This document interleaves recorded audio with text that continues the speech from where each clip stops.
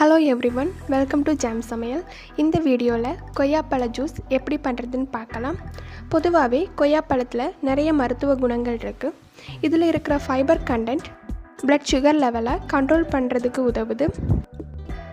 கொய்யாப்பழத்தில் vitamin C அதிகமாக இருக்குது.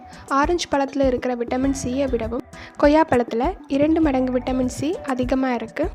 கொய்யாப்பழத்தில் vitamin C அதிகமாக இருக்கிறதுனால இது இம்யூனிட்டியை அதிகப்படுத்துது. கொய்யாப்பழ ஜூஸ் ப்ரிப்பேர் பண்ணுறதுக்கு தேவையான பொருட்கள்: கொய்யாப்பழம், அப்புறமா வெல்லம். முதல்ல கொய்யாப்பழத்தை சுத்தம் பண்ணி எடுத்துக்கணும்.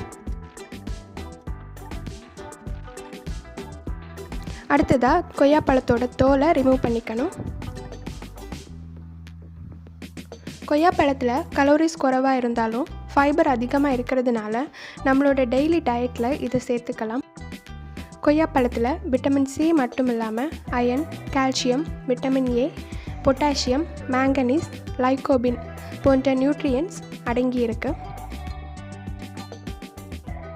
கொய்யாப்பழத்தோட தோலை ரிமூவ் பண்ணதுக்கு அப்புறமா இதை சின்ன சின்ன பீசஸாக கட் பண்ணி எடுத்துக்கலாம்.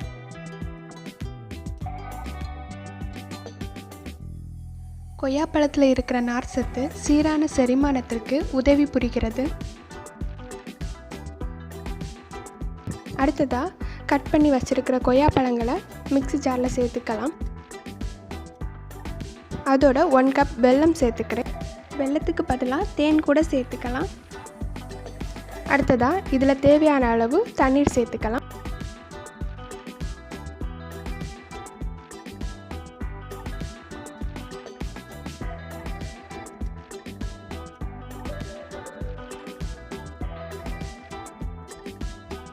இப்போது இதை அரைச்சி எடுத்துக்கலாம். கொய்யாப்பழத்தில் இருக்கிற லைகோபின் கண்டென்ட் புற்றுநோய் வரும் அபாயத்தை குறைக்கிறதா ஆய்வில் சொல்லியிருக்காங்க. கொய்யாப்பழத்தை அரைச்சி எடுத்ததுக்கு அப்புறமா இதை ஃபில்டர் பண்ணி எடுத்துக்கலாம். நான் யூஸ் பண்ணுற மிக்ஸி ஜார்லேயே ஃபில்டர் இருக்கிறதுனால நான் இதை தனியாக ஃபில்டர் பண்ணி எடுத்துக்கலை. இதை ஃபில்டர் பண்ணி எடுக்கும்போது தான் இதோட சீட்ஸ் தனியாக வரும்.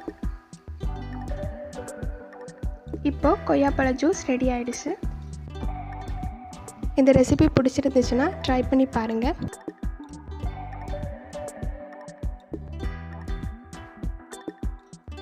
இந்த வீடியோ பிடிச்சிருந்துச்சுன்னா லைக் பண்ணுங்கள், ஷேர் பண்ணுங்கள் அண்ட் இந்த சேனலை சப்ஸ்கிரைப் பண்ணுங்கள். கூடவே பக்கத்தில் இருக்கிற பெல் ஐக்கான் ப்ரெஸ் பண்ணி ஆல் செலக்ட் பண்ணிக்கோங்க. அப்போ தான் இனிமேல் போடுற வீடியோஸோட நோட்டிஃபிகேஷன் உங்களுக்கு வரும். தேங்க்ஸ் ஃபார் வாட்சிங்.